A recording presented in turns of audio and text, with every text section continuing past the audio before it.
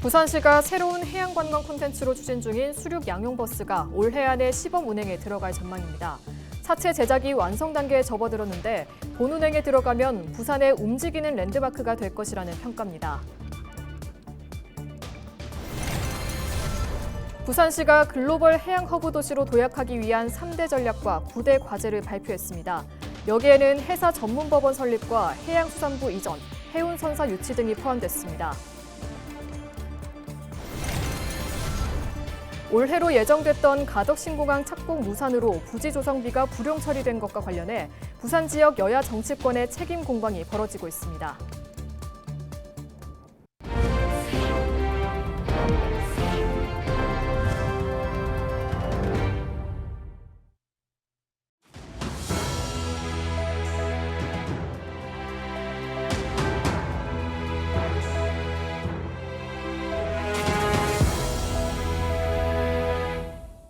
시청자 여러분 안녕하십니까? 헬로티비 뉴스입니다.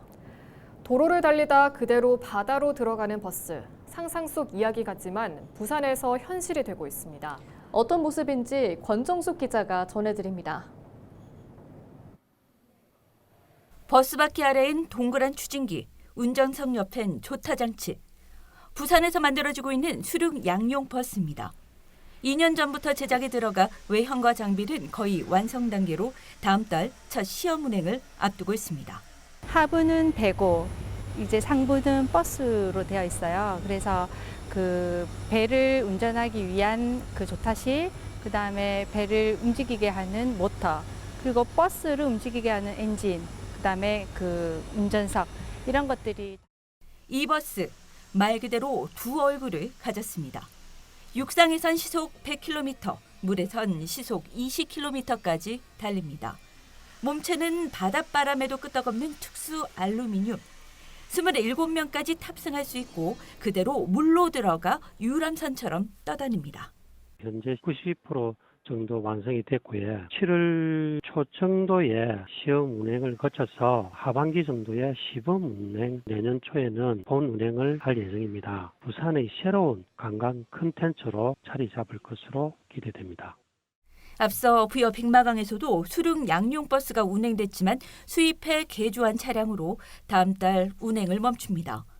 부산의 버스는 해외에서 기술을 이전받아 국내에서 처음 제작되는 사례로 상징성과 기대가 큽니다. 아직 보건성 심사와 인허가, 운항 코스, 도로와 강 사이로 오가는 경사로 슬립웨이 설치 등 남은 과제도 있지만 이를 넘기 위한 준비가 한창입니다. 제일 중요한 건 안정성이었습니다. 선체 같은 경우는 배는 이제 수밀과 이제 보건성 최종으로 이제 남은 과제들에 대해서 지금 마무리 작업을 하고 있고요. 하고 나면은 이제 버스 의장을 하고 버스 인허가에 대해서 이제 저희가 또 바다와 육지를 넘나드는 버스. 부산의 새로운 풍경이 될 날도 머지않았습니다. 헬로티비 뉴스 권정숙입니다. 부산시가 글로벌 해양 허브 도시 도약을 위한 3대 전략과 9대 과제를 발표했습니다. 부산시는 18일 한국해양과학기술원에서 부산 미래혁신회의를 열고 해사 전문법원 설립과 해양수산부 통합 이전, K해운선사 유치 등 민관협력 중심의 트라이 오션 서비스 시티 전략을 공개했습니다. 또 해양 인공지능의 대전환, 비오션 데이터 특구 조성, 스마트 양식, 항만 산업 육성 등 해양 디지털 경제 주도권 확보에 나서겠다고 밝혔습니다.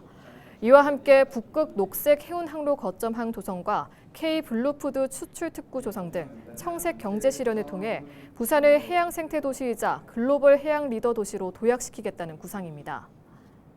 부산은 바다에서 시작된 도시입니다. 그리고 지금 바다를 통해 새로운 대한민국을 만들고자 합니다. 소멸이 가속화되는 상황에서 해양 수도는 더욱 미룰 수 없는 부산의 숙제이자 도시 생존의 문제이고 국가 경쟁력이 달린 문제입니다. 가덕신공항 예산이 대거 불용 처리된 가운데 정치권의 책임 공방이 격화하고 있습니다. 더불어민주당은 18일 2024년도 예산 중 가덕신공항 부지 조성비 5,200억 원이 실제 사업 추진 없이 불용된 건 전 윤석열 정부와 박형준 부산시장의 행정 무능이라며 부산시가 사과해야 한다고 비판했습니다. 반면 국민의힘 부산시당은 예산 불용 처리는 부산을 홀대하는 것이자 이재명 대통령의 공약 파기라며 가덕신공항은 부산 미래를 위한 핵심 사업으로 정부가 정상 추진 방안을 조속히 밝혀야 한다고 촉구했습니다. 부산시의회가 2025년도 제2회 추가경정 예산안을 수정 의결했습니다. 부산시 추경 예산안은 기존 17조 442억 원에서 5,664억 원이 증액된 17조 6,106억 원으로 확정됐으며 교육청 추경은 1,699억 원 증액된 5조 5,050억 원으로 의결됐습니다. 의회는 동백패스, 인공지능 지역 확산 등 일부 사업 예산을 삭감하고 어린이 복합문화공간 조성, 장애인 체육 지원, 해양 생태조사 예산을 증액했습니다. 또 교육청은 박람회, 데이터랩 등 일부 사업을 줄이고 학교운동장 조성 예산을 확대 편성했습니다. 수정된 의결된 예산안은 6월 19일 본회의에서 최종 의결될 예정입니다. 주식회사 풍산이 부산시 기장군 장안읍으로 이전되는 입주 의향서를 제출했습니다. 이번 결정은 2022년 11월 센텀 2지구 도시첨단 산업단지 승인 후 2년 6개월 만에 이루어졌습니다. 이전 부지는 63만 6천여 제곱미터 규모이며 풍산은 2030년까지 3,634억 원을 투입해 이전을 완료할 계획입니다. 부산시는 이번 사업을 계기로 산업, 주거, 문화가 어우러진 부산형 테크노밸리 조성에 속도를 낼 방침입니다. 또한 산업단지 인허가 절차를 간소화하고 주민 불편을 최소화하는 한편 지역사회와 협력해 발전 방안을 모색할 예정입니다. 풍산 이전으로 수년째 표류하던 센텀 2지구 조성 사업도 다시 활기를 띨 전망입니다.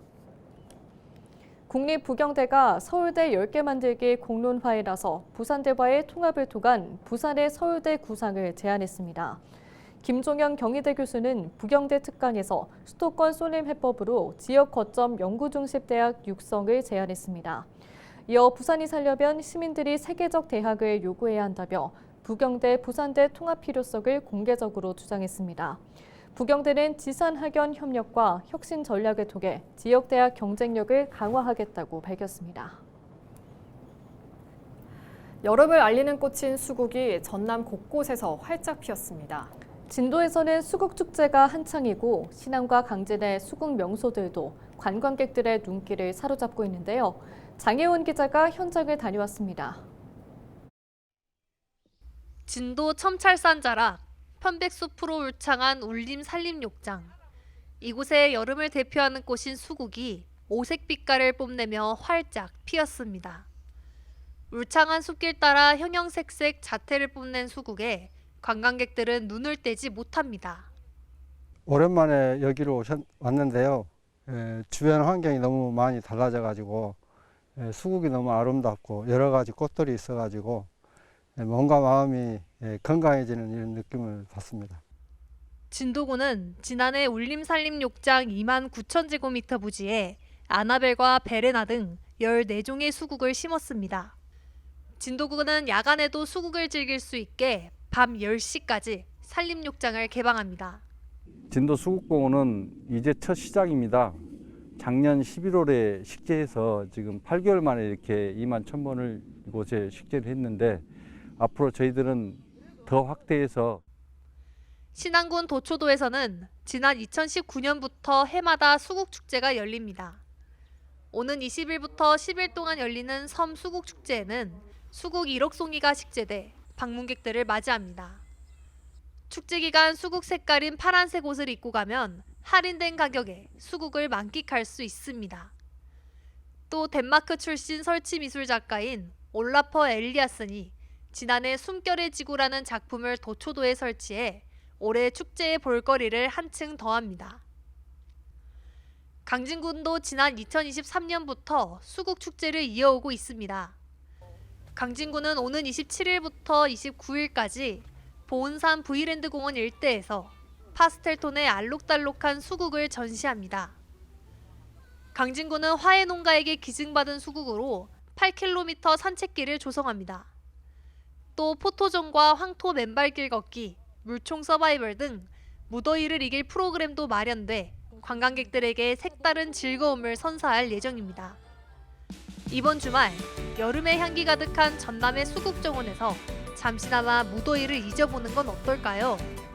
헬로티비 뉴스 장혜원입니다.